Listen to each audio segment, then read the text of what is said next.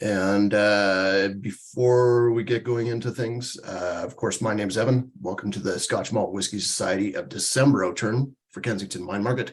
Andrew Ferguson's with us, the owner of Kensington Wine Market, and we have Rob and Kelly joining in locally this time, both of them. A few of you might have noticed them or seen them at our last whiskey festival last week. I was there, but hiding in the back because I was just recovering from something, but I should be okay now. Unfortunately, I did pass that something on to Cam, so he's not able to make it tonight. And Chris, she's quite cross about that, although I know, largely with herself for trusting you and not wearing a mask in your presence, because that's right, it's her fault. Well, because you're exposed to like 3 little germ factories. So on a regular basis. That's true. Yeah. Yeah, we gotta actually, I know a little bit about the lineup. I've not tried any of these yet, so I'm keen to go through them. But before we do, while we're waiting for stragglers, quick reminder, tomorrow is Whiskey Advent. So if you have a calendar, awesome. If you don't, we still have a few. But more importantly, there's an email going out tomorrow for those who do have them. So you can sign up for the tastings that Evan and I do every 5 days, December 5th, 10th, 15th, 20th, and then the 28th later in the month. Mainly because we're going to spend time with our families on Christmas Day. But this year's calendar is awesome. We have, I think, the oldest society bottling we've ever had in the calendar this time around, for what that's worth. And it's a distillery I love, so that's a pretty damn good reason to pick one up. But there's also some other cool stuff in there. I think 3 KWM casks, and a bunch of stuff that's never featured before. So pretty excited about that. Lots of new stuff for Evan to write about this year. And normally we feature other tastings coming up, but there's only one left. And I didn't refresh this. I don't know if we've sold tickets in the last 24 hours.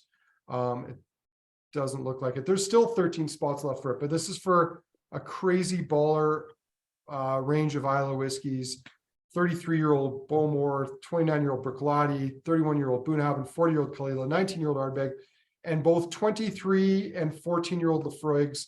The second one we threw in there, the second Laphroaig, because even though it's pricey for a young Laphroaig, it's phenomenal. Yeah, awesome range. I don't know if Evan's doing that with me too, but I'll be doing that on the 6th. You can check it out. Yeah, I'm hoping to sit in on that one. I'm really looking forward to. And we might as well share news now since we're here. SMWS tastings for probably January and February. We're going to start trying to push those out a little further. We'll go live probably next week, so keep an eye out for that too. And Evan. Yeah, so pretty cool lineup in front of us. I was saying to Rob and Kelly when Cam and I tasted through these to sort of set the order back on Saturday, it seemed fairly wood dominant this time around. There's definitely a few cask finishes in here, which is probably leading to that as well, but let's see what you guys think as well. I've shared the PDF file in the chat if you didn't see it in the email that went out with the Zoom link. To get the order, we're going to be starting with Totally Fanciful. Then we'll be going on to Admire the Architecture. Whiskey number 3 will be Ginger, Tobacco, and Rum. 4 will be Orchestral Maneuvers in the Cask. 5 is No Vikings Need Apply. Gee, I wonder where that could be from. It's a rather unnecessarily exclusive title for a whiskey. Yeah. Yeah, they tend to do that with specific casks from a specific distillery from Orkney for some reason. Next up, whiskey number 6 is a Druid's Magic Potion. And then we are finishing with very high strength on wood-fired Wonder Juice. But let's dive in for a lightning round onto whiskey number 1, which is totally fanciful. Or pardon me, it is totally fanciful.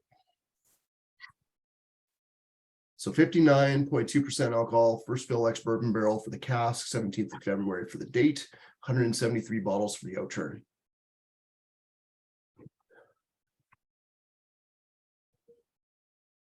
Smells like quesadillas. Oh, wait. Yeah. That was dinner. Must be the power of suggestion because he had me going there. I was gonna say maybe a little bit of taco seasoning. Maybe like when you go to Taiwan, like candied chicken hearts or something like that. Mhm. They candy everything over there. Literally everything. That's a beautiful nose. Yeah, society does mention melon and ham, black forest ham, lime juice and cayenne pepper, Mhm. honey coated cashew nuts. I think the cashew nuts, that sort of more fatty nutty note that's in there makes sense. I can see that, like macadamia nuts or macadamia. Yeah. nuts. I don't know if this will make sense, but it's a very thick nose. Mm-hmm. Like you can almost, I'm excited for the palate. I'm hoping for a lot of body and robustness because it smells that way to me. There's a substantiveness to the nose. Mm-hmm. Starting to go a little bit Palate, tropical too. palate for me does have a decent amount of weight to it. It's got this really nice sort of entry of creaminess, followed by a bit of spice. Yeah, it's a nice palate. Yeah. Good amount of wood again on there, as I was alluding to earlier with some of these bottles, but not over the top, just kind of silky without going too tannic. Yeah, it's I mean, it's showing some nice age on there without getting kind of bitter. I'm impressed how much alcohol it's held on to. 59.2 as well, because there's no, it's not sharp, it's not rough, there's no burn on the palate. I gotta say, when Cam and I were sort of deciding on the lineup, and I started with this one in first place just based on other ones from the same distillery that we've had. It was so much more coconut driven than I'm getting now, where it's got a little bit of that sort of shaved coconut and Mounds chocolate bar with that coconut chocolate mix, but it's not just full on sunscreen or anything like that right now, the way I was getting it before. You're not getting Hawaiian Tropic? No. Although water does maybe bring some of that out. Maybe like a little bit of pina colada on the palate. Pina colada is a good note. Yeah, it's quite malty, like very, very malt forward, especially for its age. Some nice nutty tones. There's almost something like salty, like this, can feel the sides of my tongue lighting up, but I don't know if it's that or kind of more of like a minerality, like a slaty minerality.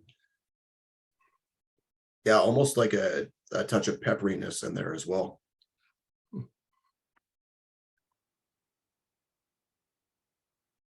Yeah, quite drinkable, very bright. In some ways, it's quite spirit driven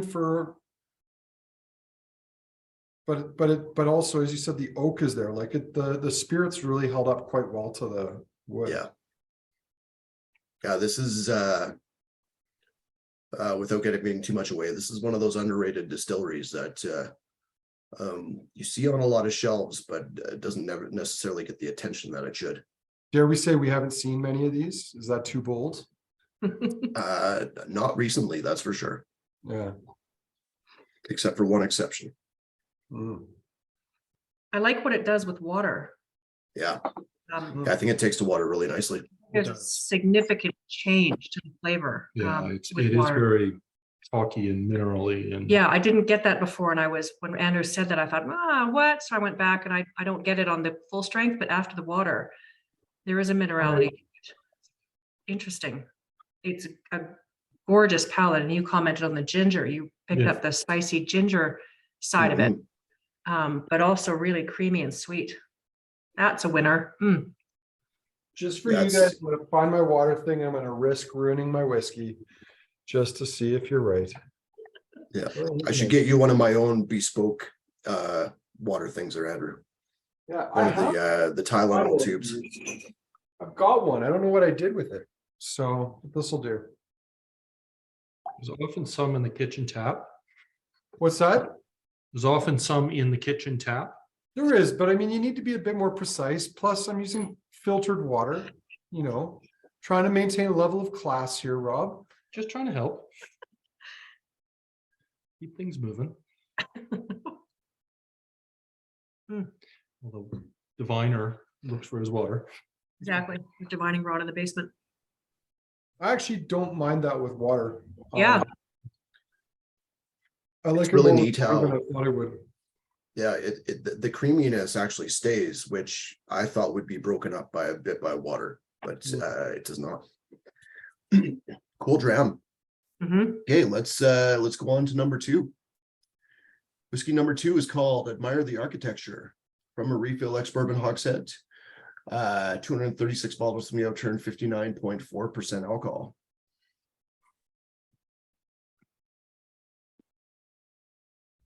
Oh, I like the nose on that. Cooking and Yeah. mechanics. Aromatic burlap. I love I that was burlap. just looking at that. I Mhm. think that works. It's almost like one of those old school potpourri bags with the burlap, just to let everything emanate out. Oh, there's some funkiness there, isn't there? Mm. Yeah, it's a bit meaty, Mm-hmm. meaty and nutty. Yeah, nutty, and even going into a touch of petrichor for me, where it's got that wet asphalt after the rain kind of vibe.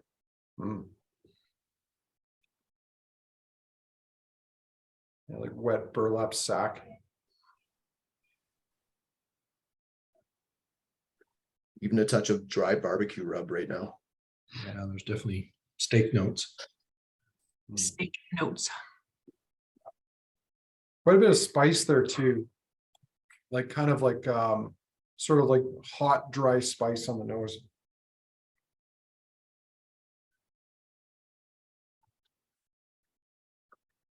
Funky grandma in a burlap sack, Chris.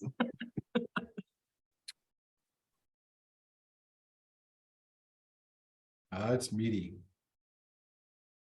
Meaty, spicy, earthy, still burlappy. Mhm. Ooh, Very burlappy. isn't that fun? And hot. Hotter than the first one.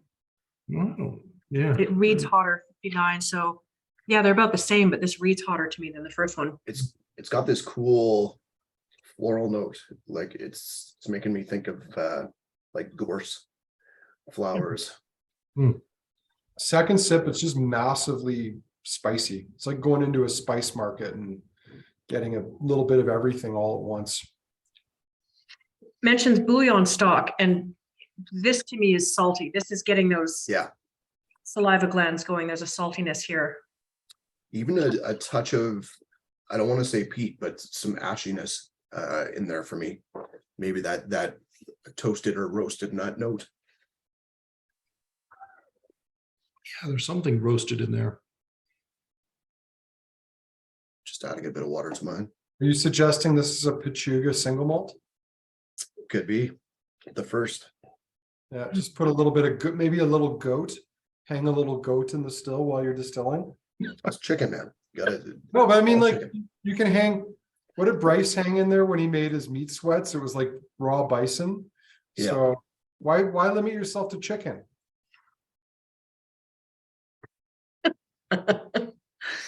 Yeah, there's a lot of tradition revolving around the crossover between Scotch and mezcal, Andrew. So much tradition. SWA only regulates chickens being involved.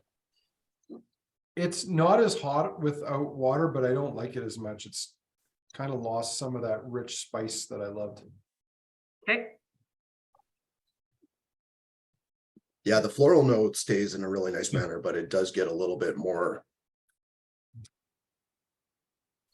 well, not quite tannic, but a little bit more bitter on the palate with water for me. Drives the burlap and the leather notes. Yeah. Mhm.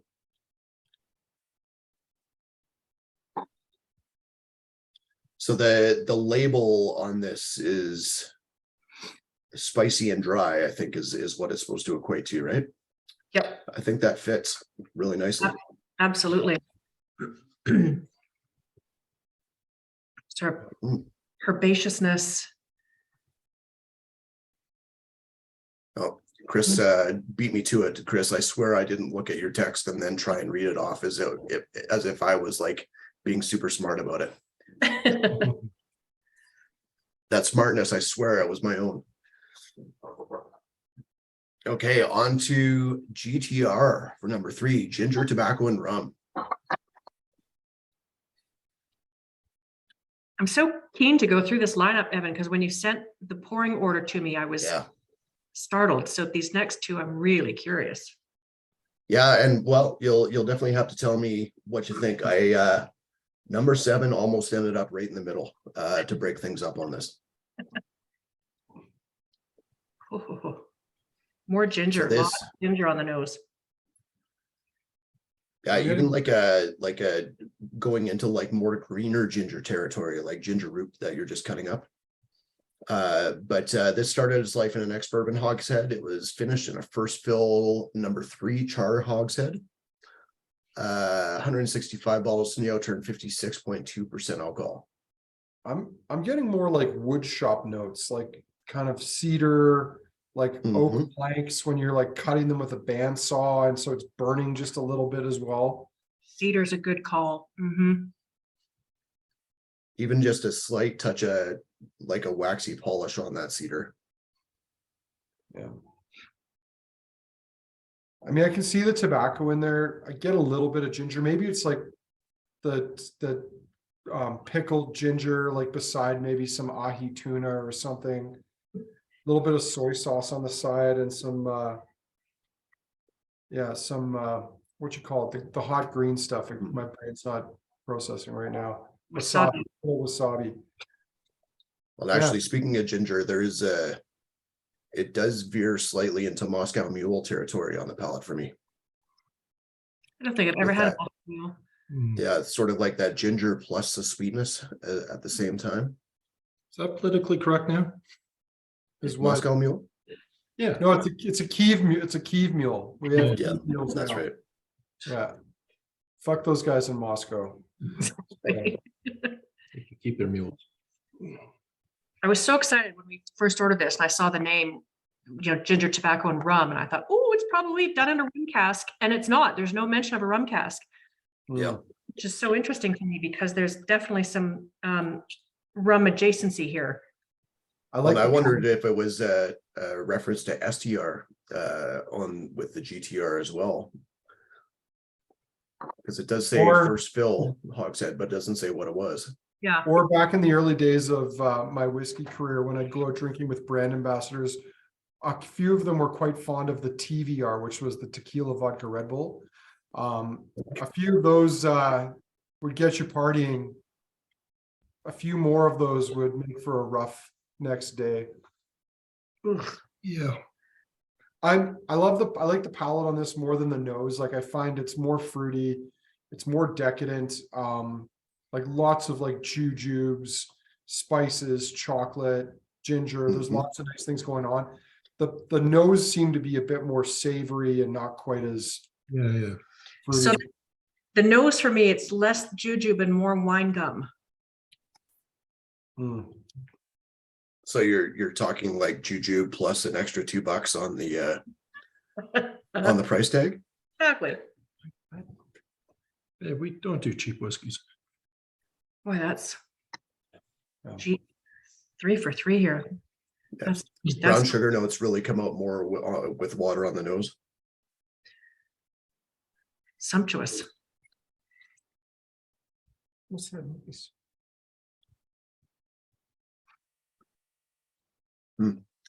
Goes more into a spiced rum note with water. Ooh. With that combination of the ginger notes plus something else earthy and spicy, but a little bit of more of that vanilla and molasses coming through too. I remember you like that. Hi, Walter. It's good stuff. Walter says hi. he likes beer better than single malt. Yeah, yeah. Baby steps. He's still a puppy. He's just a puppy.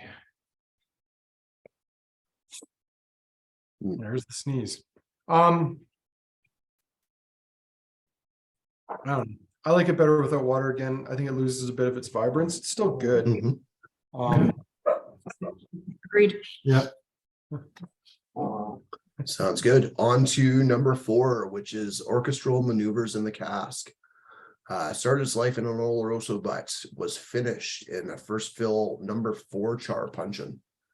57.4% alcohol, 636 bottles in the Outturn.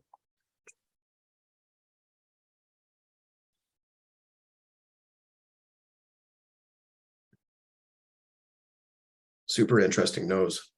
Like I see Oloroso and I was expecting it to veer right into like crazy dried fruit territory right away.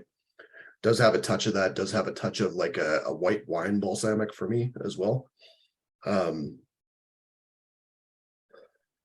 Your comment earlier about the lineup being wood forward, I certainly get some oaky notes on this.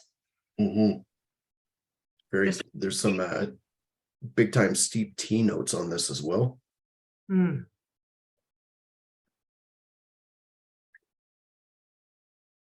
Almost like an Earl Grey meets a blueberry tea stylistically for me. There's some smokiness and leather. Yeah, I wonder if that's the number 4 char on that puncheon that's coming through. Exactly, because it does reference bacon and yeah. I think that does just fine behind the one we just had, but probably they could have gone either way.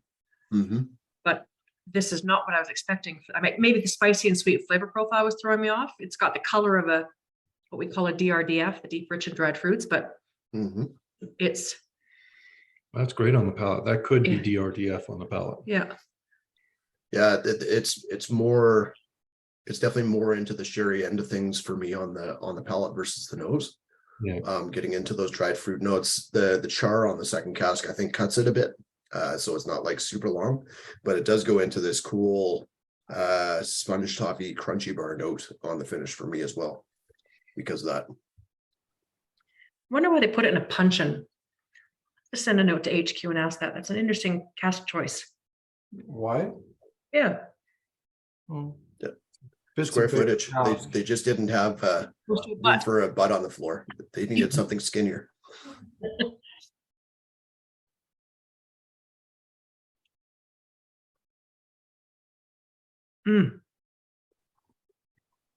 Two what you could almost call sherry bombs in a row, neither of which are from sherry casks. Yep. Interesting. Love the effect that charring has. I don't want to touch that with water. I don't blame you. I'm worried, but I'm trying it anyways. Take one for the team, Evan. The name of science. Good. Yeah, cask finishes, especially going into wine casks of some sort, tend to get really disjointed sometimes. Where it's 2 whiskeys going in 2 separate directions. Well, we'll wait for your verdict.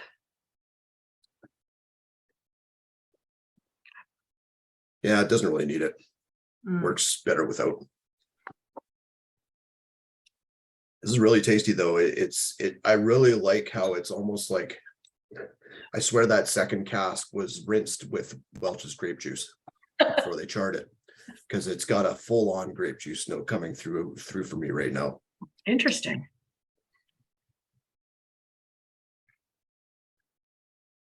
What are you thinking there, Andrew? I know I'm kind of torn on this one. I just find it a little kind of feel like they've laid it on thick. Oh yeah. So I don't dislike it. I'm just I don't know, the nose at first there was something off on it. Like it was a little musty. I mean, kind of like that Tobermory cask we have that kind of leads people to think there might be sulfur there, even though there's not sulfur.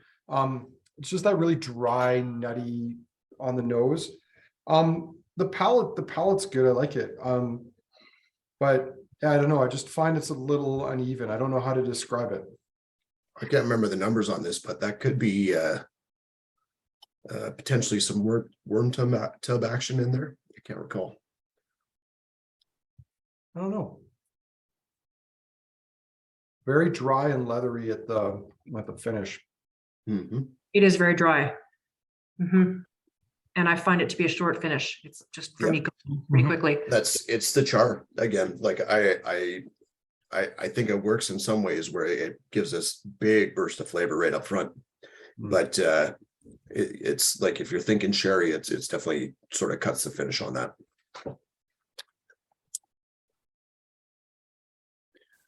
Okay, on to number 5. No Vikings need apply. Another cask finish. Started its life in ex-bourbon hogsheads in plural.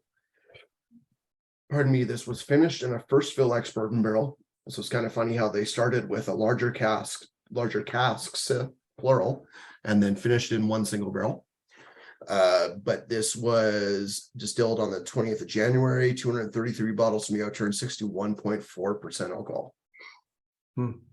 And just in case nobody got it with the name, I believe they do actually say Orkney in the tasting notes. Well, if they hadn't, then we could have said, well, it could be from Old Pulteney. Yeah. Because I mean, the Vikings made their way there too, so. Yeah. Or like Sweden or something. Or Isla, yeah. Yeah. They do not. No, they don't. They do not. No, I was wrong then. I thought for sure they did. No. Oh, and Okay. Well, Think- that's Pretty- totally Evan's pretty fault. evident, though. it could still be Old Pulteney then. Yeah. Or I find it Wolfburg. a really closed nose for me. It is a little bit muted. It does Quite have soft, a yeah. really nice sort of It's just soft. campfire, like a douse campfire on the beach note to it right now. For Honey, me. salt, and faint smoke.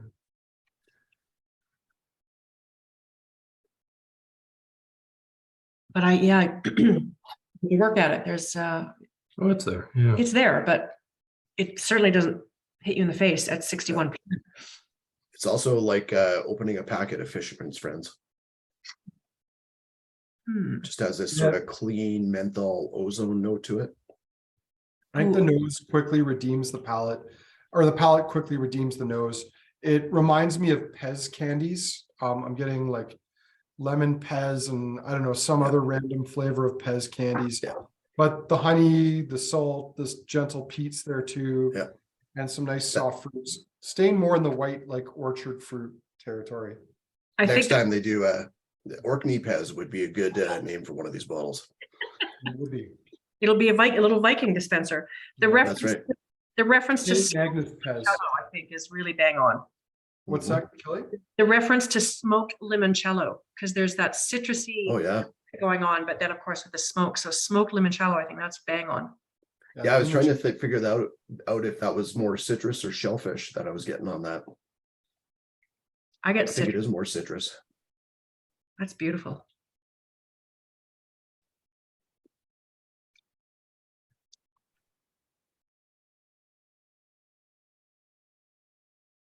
And some sort of herbal,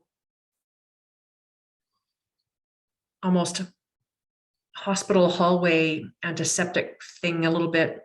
Yep. Mm. Just makes you want to be there. In the hospital? Yeah. Good times.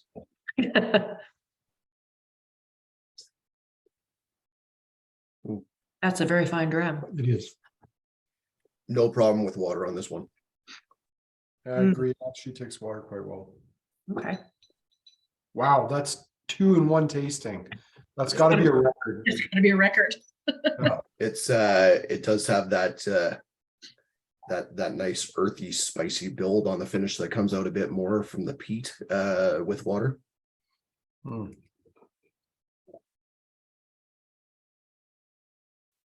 Really nice bit of sweetness in there too. That's a good one.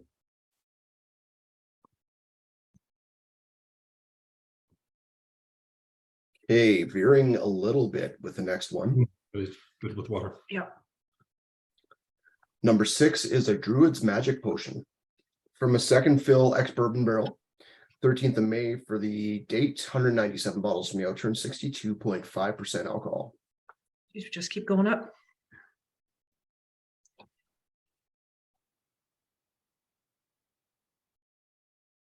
First nose, it's like it's going to go into creme de menthe territory, but it doesn't.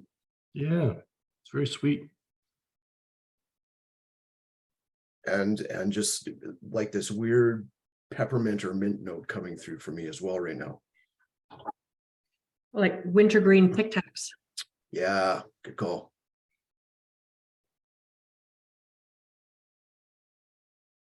So what's Lothringer Spekuchen? Well, if you keep reading, it becomes Quiche Lorraine. Oh, that makes more sense. I'm getting next to no smoke on this nose. Well, It's without giving away the distillery, this specific distillery has their peated stuff tends to have this burnt cardboard note to it that I do get on this one personally.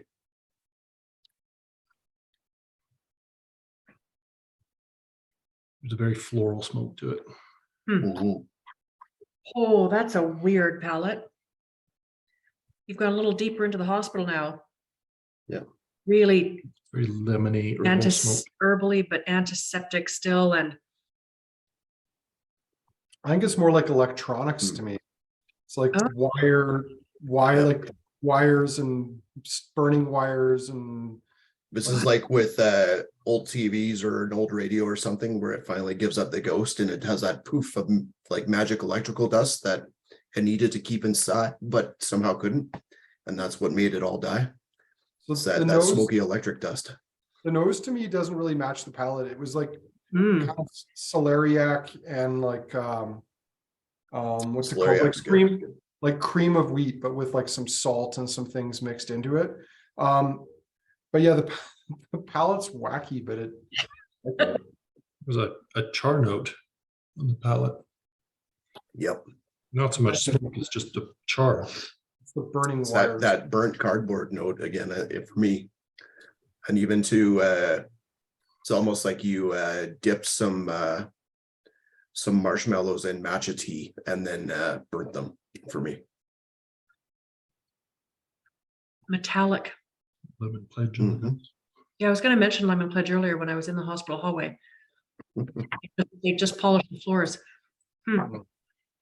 I would have put that in lightly peated, Mhm. not peated. Obviously that's just my palate, but yeah, that's quite soft and wacky in a good way, always in a good way. But the metallic call, I think the electronics note, Andrew, that's a really interesting take on it. Yeah. Yeah. The smokiness comes out a bit more with water on the nose. Still a very perfumed and floral smoke for it. Again, going into like matcha tea notes and jasmine green tea notes for me. I've got so kind of somewhere between like a pina colada and like a lime mezcal rita. So like I don't know if you can make like a margarita from like, I don't know, pear, but like it would be like a pear margarita but made with mezcal instead of tequila. See, and I would go a step further, and I think you've mixed in a mojito as well, where you've mashed in some mint leaves on there. You can see a little bit of that. Yeah, you need Yeah. the camphor note to come out. Some minty. Mhm, Cool and mint. mhm. I really like that one. That's really interesting. Isn't it? Yeah. Kooky. And no big peat in the lineup, Ben. This isn't what No, I thought this would be bigger. I mean, the name sort of the reference to the Druid and some of the tasting notes, I thought this was just going to be a lot bigger, and fair enough for Summit maybe, but this is really lightly peated for me and lots of it going on. That's a really fun whiskey. Okay, on to last but not least, and as Kelly alluded to, we're not finishing on peat. This is something we've done a couple times recently, but we are finishing on wood-fired Wonder Juice, 510 bottles from the Outturn, 67.9% alcohol. It's a biggie. Cam and I, originally when I put this in the lineup, I had it smack dab in the middle as sort of like a refresher or palate cleanser. You honestly could have put this one anywhere. But even after the peated whiskey, it easily stands up in my opinion. So let's give it a go. And speaking of mint and wintergreen and peppermint, Oh, yeah. even into pine sap. A little bit of not burnt electronics this time, but burnt plastic.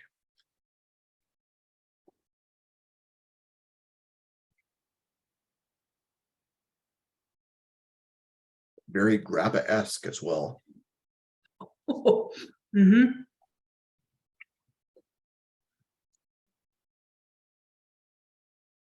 Some apple juice in there.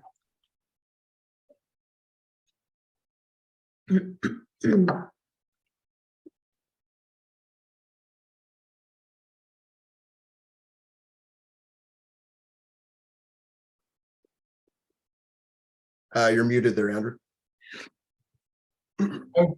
I've been trying to scroll through my Instagram feed to find a video I have of this acorn cake dessert I had when I was in London. And it comes in this like hot pot and they pour a liqueur of your choosing on it. So you can choose like whiskey, Bailey's, like I did mezcal, like that. And they kind of tailor the recipe of this acorn cake to meet the spirit. And this would be like one of those acorn cakes, but with like some kind of brandy poured on top of it. Chocolatey, nutty, and like kind of burning, like caramelizing sugars, like live caramelizing sugars. Mm-hmm. And interestingly, for me, it's a huge palette flavor wise, but I'm not at all taken aback by the 67.9%. Not at all. It's very I think it was water that I added to it, but man, does it get very tea-like on the nose with water. It goes into like a mulled apple cider note to it, in a really cool manner. Perfect time of year. Crabapple jam. Yeah. Yeah, it's the apple notes plus a bit of nutmeg and some other spices as well. Mm-hmm. Oh, even into a little bit of soapiness in there, like a touch of a Thrills gum note on the nose now with some water. Are we detecting a little Uni Blanc perhaps? Could be. Un petit peu. May we? That's something. I think that sits quite nicely at the end of the lineup. Yeah. I It's got a big palate. Yep. Oh man, that's water does not hurt that. I think it extends the finish a little bit, gets out of the wintergreen and pine sap notes and into a bit more of that apple note. Still has this cinnamon, nutmeg, clove note on the finish as well. Water Definitely kind of cloves brings now. it leather, tobacco, dark baker's chocolate. Mm-hmm. All leather on the nose now. That's an awesome dram. Mm-hmm. And I love the name. Yep. God, it's big, big, big. Mm. Yeah, I'm trying to think of something that you could have put before this to overwhelm it, and it's tough. Oh, well, it's the right spot for it. There's been some big, big, powerful sherry bombs in the last few months. You put at the end for that reason. So I feel, and we don't have any of those in this lineup. I feel like if one of those had been in front of this, then maybe. Yeah. But it would have to be massive for sure. Yeah. But sherry bomb might do it. In this lineup, this sits quite nicely at the end for sure. Wow. That's one of those ones I could just nose all night, just don't even need to take a sip. I will, and I would, but the nose is really satisfying. So Chris says he's getting, says that he's getting European Formula NyQuil on the finish. Maybe Kelly and Rob can chime in on this. Is there a difference? that I know of. Oh, Chris, Chris, how First do of all, it's yeah, not how do called we get Night a hold of Boat. the good stuff? Yeah. It's called Night Nurse. They've got different branding over there, so it's not Night That Boat. still sounds like something you get at the red light district in Amsterdam. Night nurse. Hey, hey, actually, you get what you pay for.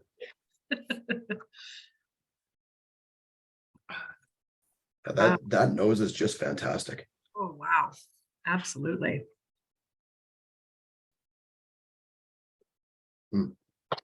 Okay, well, that was our first time through.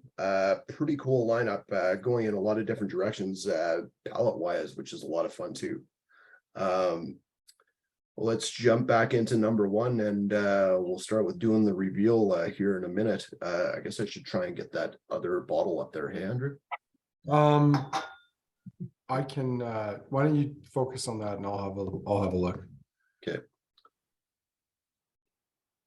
Yeah, let's see. It is.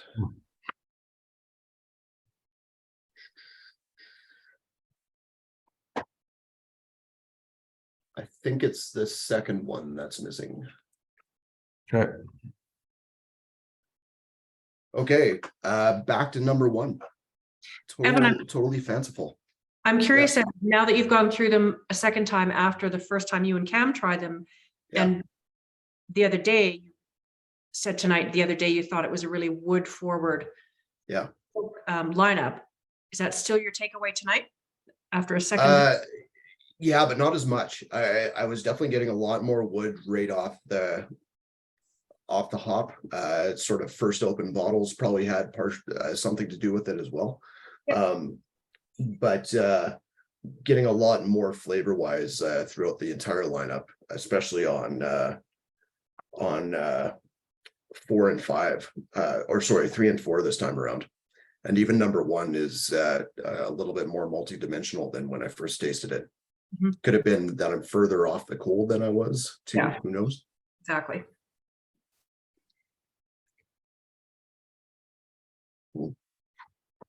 Yeah, that totally fanciful is definitely going more into that Hawaiian tropics territory now for me. Mm-hmm. It's tropical but sandy at the same time. Mm-hmm. Were you able to get that one up, Andrew? I believe so. Cool. Okay, so well, I'm gonna nose it and taste it first before we do the reveal again. And it's interesting when it was obviously the first one of the night that we tried. And for me, it was really full bodied and lots going on and really a wonderful, elegant, satisfying whiskey. And it still is, but the lineup got so much more interesting and kind of kooky and finished on such a powerful note that now I fear this may suffer from, the dreaded death seat of being number one. It's still a beautiful, elegant whiskey, but it doesn't impact me the same way as it did before I had all the others after it. No, this is, to me, this is like a distillery just showing what it can do in an ex bourbon barrel, which I absolutely love, but it doesn't show the same in a lineup full of cask finishes and 67.9% alcohol and so on and so forth in the same manner. Exactly, which is kind of unfortunate because I feel that's almost being unfair to it and taking away from it when really it stands beautifully on its own. Yeah. As a lovely example of this distillery, a single cask from this distillery. So yeah. I wouldn't be too worried because the last one we had sold really well of this. So yep. So we'll see. Robust starter. Yep. So this is Scotch Malt Whiskey Society 19.53. Distillery number 19 is Glengarry Distillery. I believe Kelly's going to tell us in a second that this is a sister cask to the previous bottling we had, if I'm not mistaken, but this one's 227.99. It is 18 years old from the 17th of February 2003 for the distillation date.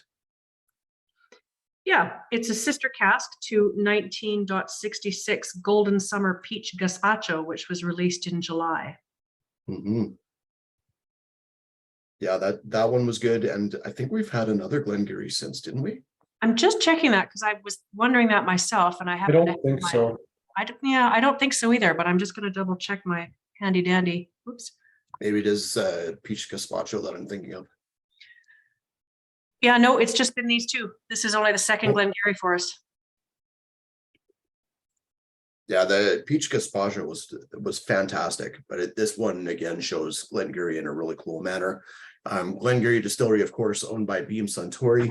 I talked about it before, but it's one of those sort of red-headed children that Beam Suntory has, where I don't think they know what to do with it because they don't want to give it the same amount of love of Lefroy or a Bowmore or an Auchentoshan. Oh, there's 3 stepchildren. They only give love to Lefroy. Bowmore even gets the shaft. So, and Really? the people are happy to tell you as much, That's crazy. which is ironic bad. because Bowmore and Glengarry were part of the company that acquired Lefroy, but Mhm. tail is wagging the dog there. So, Well, I would still put, I'm sure Glengarry is further down the totem pole than Bowmore is my guess, but I could be wrong. it's below Auchentoshan. Yeah, it's Yeah. near. But Glengarry does fantastic malt. They have some great official bottlings too. I mean, they have an official 12-year-old that's bottled at 48% alcohol, which is great. And it's still not that expensive because nobody knows about it. But the Golden Summer Peach Gazpacho and a few other independent bottlings we've seen from Glengarry over the last couple of years have been great. You don't really need to do a lot with it. You just need to give it a refill hogshead or an ex-bourbon barrel, and it's going to be this great combination of structured malt, great fruit and juice notes, and just a great backbone to it as well. And it's getting floor maltings back apparently too now. So I'm gonna go dig up my sample of the 1966 and do a side by side because I love the sister cask phenomenon to see, yeah, particularly if they're exactly the same kind of barrel, not just chronologically sister casks. So yeah, I would love to have this compared to the other one. yeah, I'm curious to see what you think because I remember absolutely loving that one. I think it was one of my favorites in the lineup. Going back to it, but I think this one's close to it. The Golden Summer might just be just a little edge it out a little bit for me. Okay, on to Admire the Architecture.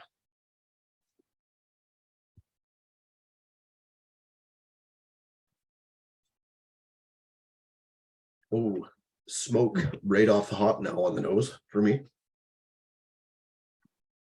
I would almost say peat there too.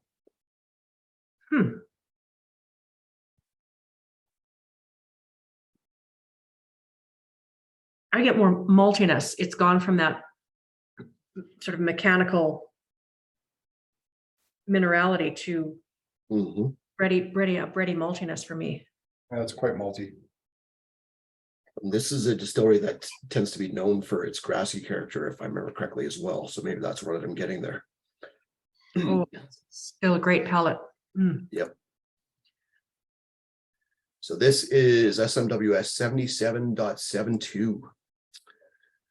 It is 12 years old, 157.99, sorry, and I believe this is Ord for the distillery from the Highlands. Yep, this is a sister cask to, I'm calling this lineup Sister Caska Palooza, so you know what you're in for. This is sister cask to 77.71 Oat So Sticky from September. And that one I absolutely loved. Oat So Sticky really stood out for me. Me too, and I thought it was the sleeper hit of the lineup. There were a lot of big, powerful whiskeys in that lineup, and that one just stood out for me. That one was just like it took more time to get into, but that was a deep dark dram, and I remember second go around even how much depth it had.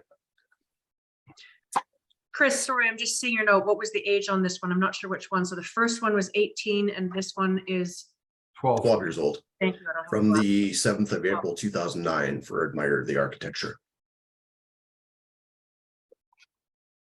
That's held up. That's beautiful. Yeah, one of those distilleries where I just don't feel like I've got a handle on it, but those now two of them from recent society bottlings have really been great. Well, Andrew, correct me if I'm wrong, but there's not, I mean, there's the Singleton of Glenord, but Yeah, and Yeah. that doesn't come to this market. No, that's Yep. mostly Asia. So there's just not a lot of this out there to have a yardstick against. No, there used to be an official 12, and like 12 years ago, 13 years ago, there was a 30-year-old put out, but we barely ever see any of this. But Yeah. no surprise there. It's run by the world's second worst whiskey company. So First largest owned though. and run by the world's second worst whiskey company. Yep. We won't say who, but people can figure it out. Well, I'm Yeah, so sorry, Andrew and Kelly were talking about the Singleton lineup. Singleton is sort of like an umbrella brand that Diageo has that they use as a single malt brand, even though they bottle multiple different single malts for it. All things to all people and nothing at the same time. That's right. So we usually get, I think is it Dufftown or Glendullan that we get here. I'm pretty sure. Yeah, Or no, you might be right. It might be the Duffton. yeah. I don't know. I mean, who cares? Those bottlings are so Ultimately, yeah. nondescript and uninteresting. Yeah, which is a shame because like Glen Ord, although Glen Ord, even for independent bottlings, I have to say, I've not had a lot of mature independent bottlings of it. Whereas like, Glendullan and some of those other ones, we've maybe seen a few more, not many. So yeah, actually, they're not whiskeys that we have a good benchmark for because there's not much out there. Whereas some of those other lesser known distilleries from said large company, we're fortunate to see independent bottlings from the likes of Gordon MacPhail or Signatory or the Society, and so you can get a sense of what the spirit's really like. But yeah, I've not had any ords that have made me get super excited. So I think that's probably just because it's not made to be. It's just a bog standard single malt that's used for blending. It's one of their major workhorses, and it's not like a Linkwood or a Manickmore that has followers. Yeah, very true. So based on tonight's and the one from September, I'm starting to be pretty happy about the fact that we're bringing in some of these cool Glenords, because this feels to me like a little undiscovered treasure, because these have been really good. And I don't mind it. I haven't had, other benchmark Glenords. I'm just enjoying them for what they are. I think they're great. Well, yeah, I agree. That's a good point. Okay, on to or back to GTR, ginger, tobacco, and rum. How's this one held up? Not bad. Maple syrup. Maple syrup, that's a good call. I was going to say almost like a celery salt rim on a Caesar right now for me on the nose. Nice on the finish. I am worried that the water I added earlier kind of throttled it and it's not fully recovered, but yeah, it's got a little bit of banana flambe on the finish for me right now in a good manner. Very, very rum-like on the nose and palate for something that's not a rum. Okay, so this is SMWS 85.68. This is from the 13th of December 2007. It is a 13-year-old. 8568, I believe, is Glen Elgin Distillery. Belly right or fact wrong check. I'm sitting here thinking, oh, this is Great Blair Athol, but I'm confusing it with something else, perhaps. I've had too many numbers in my head lately. I can't even remember what Distillery 85 is. Like I mean, it's not one we've seen a ton of, so. Can't get good help. I will tell you, it's a sister cask to 8559 Beer Pong from August. And interestingly, that flavor profile, that whiskey was matured in a refill hogshead, and they gave it a light and delicate flavor profile. So this would be a really fun side by side because they are worlds apart. And I mean, this is what really hammers home the whole single cask phenomenon, because the same spirit from the same distillation run into two entirely different casks, and obviously you're going to have two entirely different products. Evan, I think Chris is trying to tell you you're right in a Yeah, less than politically correct way. I caught that. Yeah, so Glen Elgin, I've kind of tried to keep an eye on over the last year or so. It's one that where I found that it does tend to get this in a softer manner, a touch of waxiness like you get into with a Clynelish. Tends to be typically a lighter spirit than Clynelish for me, though. Mm.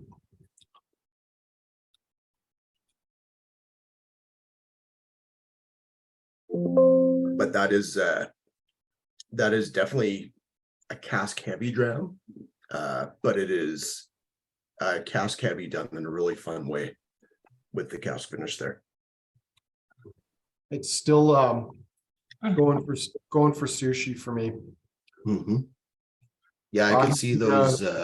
Soy sauce, wasabi. Yeah, Really? Yeah, I get some of that. yeah. The sweeter notes of the rice and the fish roe there as well.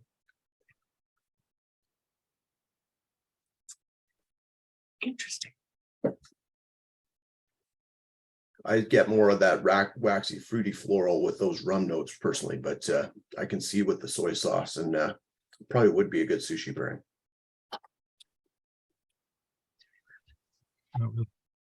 See, that to me is just all, those notes are just all sort of umami savory, and I'm not sure I'm getting that sort of umaminess from this, Mm-hmm. but I'm going to give it another go.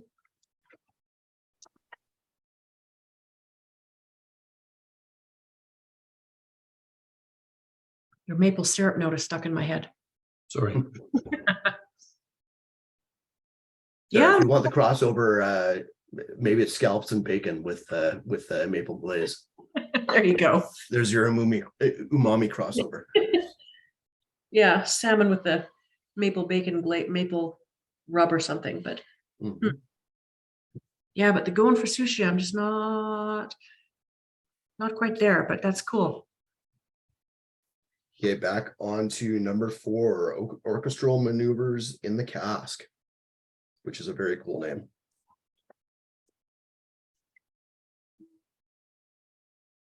I'm not getting Still a lot has of that. Sorry, go ahead, Andrew. said I'm not getting a lot of oboe. No. Maybe more like, violins, lots of violins.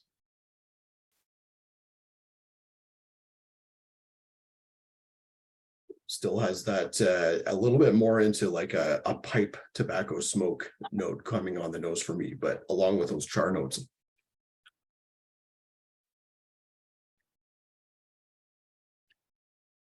Getting a lot of salted caramel.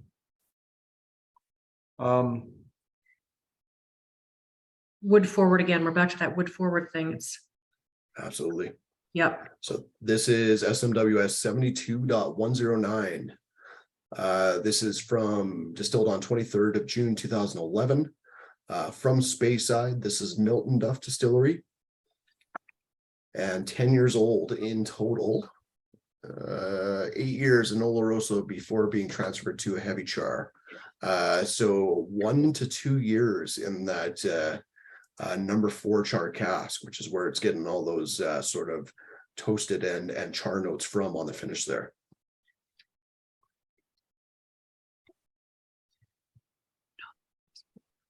A little surprising to me that that's Milton Duff, but Yeah, I mean, yeah, it doesn't have that sort of lush tropical note. but it's young and it's kind of been drizzled in chocolate and sherry, so It's big and punchy and a bit in your face. I'm feeling the ABV on this one more than I did the others. Mm-hmm. Yeah, again, I personally think that's the char coming into play, where it's just kind of marrying with the alcohol. I have no sister cask story to tell you on this one. It's just, it is what it is. Mm-hmm. TBC then, maybe we'll get a sister cask in the future. Mm-hmm. all right. Okay, on to Vikings need not apply, or no Vikings need apply. Our not so inclusive dram of the evening. Hey, they'll pillage anybody. They don't discriminate.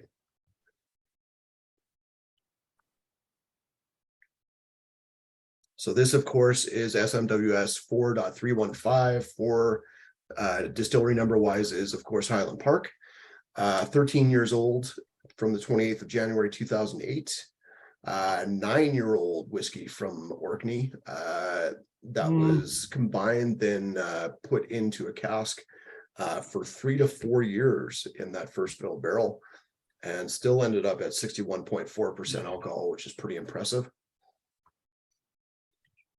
This is still really citrusy for me. Oh man, it's got a like a smoky blue cheese thing going on the nose now for me. It reminds me of an amoxicillin cocktail on the palate. So like a penicillin, but made with peated malt instead of.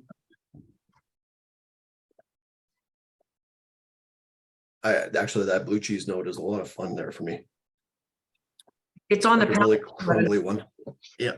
It's like there's Saint Agur cheese in the fridge. I shouldn't buy it, and yet I do. I buy it all the time because it's salty and pungent, and I love blue cheese. And there's a little bit of that for sure. That's really so. That's This kind of a telltale sign for peat for me in a lot of cases too, is if you don't get this peat, if you get that blue cheese note, that it sometimes harkens to that.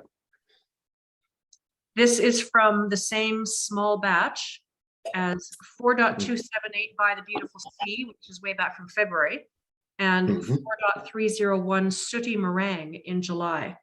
So these are all part of that small batch married together and then distributed around into separate single casks. Any idea if any of this has made it into one of the blended malts? I don't know.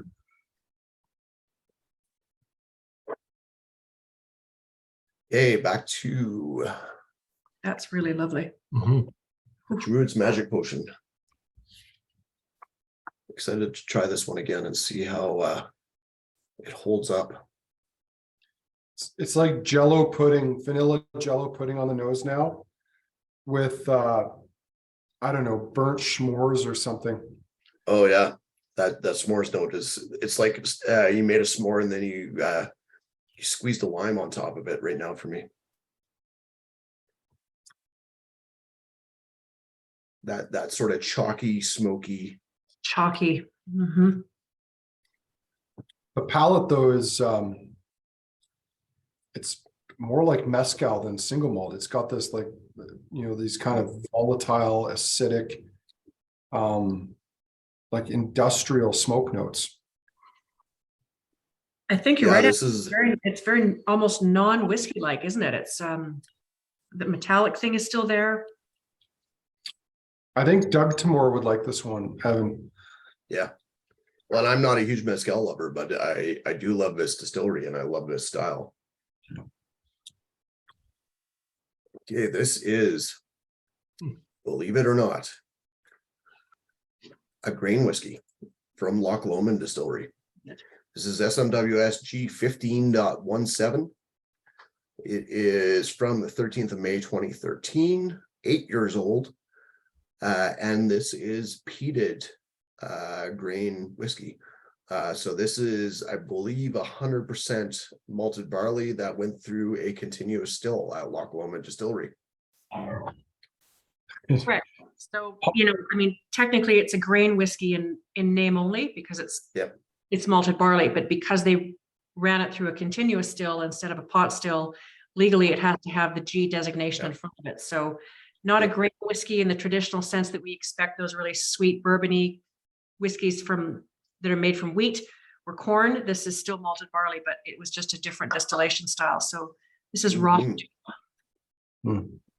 Yeah, so Rajdu, we've seen a couple G15s from the society. Is this this isn't a sister cask to like thermonuclear banana or anything, is it? Not that I could find, no.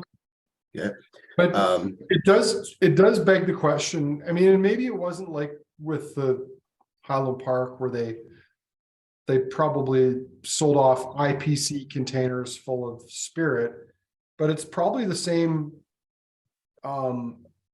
From what I understand, they've not been producing a lot of this peated grain of late. And I mean, it's probably the same parcel that Compass Box bought for experimental grain.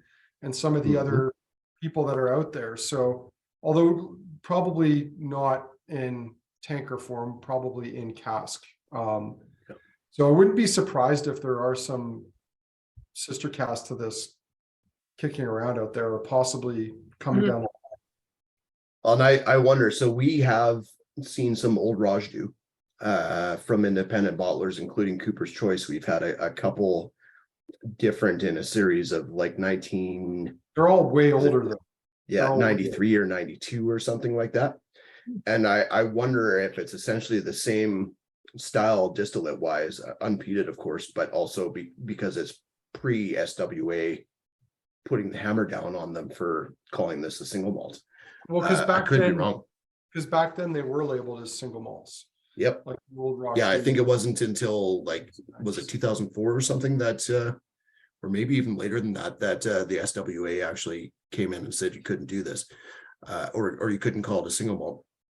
But old Rajdu tends to, especially at that age, where you're getting into the 30-year range, tends to have this great sort of like papaya and mango note to it, where it's got this combination of bittersweet tropical fruit, and I do get a little bit of that character in behind the smoke and peat on this one on the palate in a really cool manner. And Chris gets bacon cake apparently. There's like fuzzy peaches and like sour orange on the nose on this one too.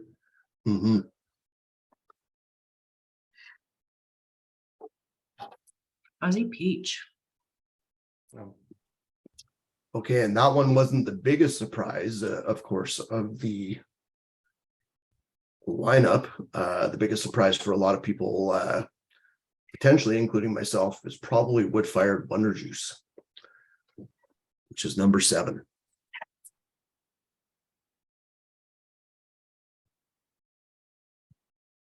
I've never had a cognac that was this high ABV, Quince and jam, I'm wishing they were all this high ABV. yeah, as quince paste and crabapple jelly still for me on the nose.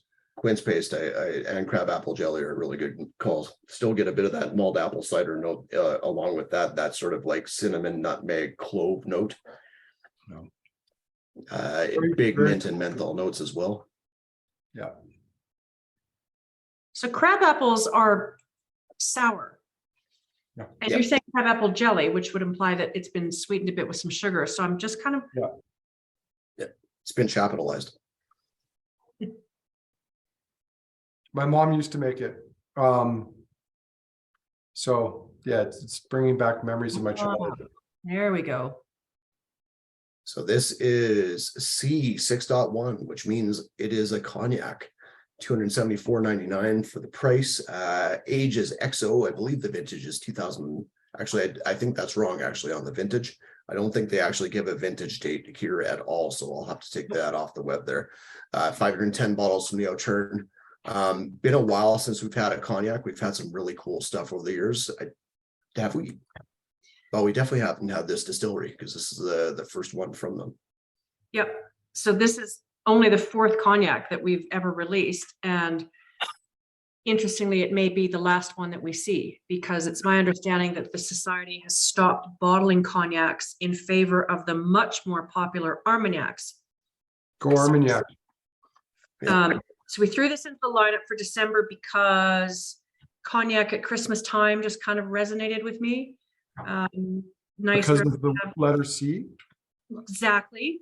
Christmas 6.1. Leave a dram for Santa. Leave a cognac for Santa. Yeah, the timing just seemed right for it. It's a nice, powerful, warming dram to have on, these shit cold nights like tonight. And it may be the last one we ever see. That's too bad. I am all for them bottling more Armagnac because I really enjoyed it. But and they will. More Armagnacs for sure. But cognac. This makes me want to see more cognac too. Do we know who it's from? Yes, M&H Bonneau. It's not one I'm familiar with. M&H Bonneau, B-O-N-N. Milk and honey. Probably a small farm producer then. Yeah. Yeah, it's interesting. I like it. To me, unquestionably cognac-like on the nose and palate. Like it doesn't have that rough, raw Armagnac power to it. And it's definitely grape spirit. Like there's no mistaking that. But it's a little richer, not quite as perfumed as some of the other like society cognacs we've had, which have been very floral, very perfumed. And that's not personally a style of cognac that I'm a huge fan of, but I like this one.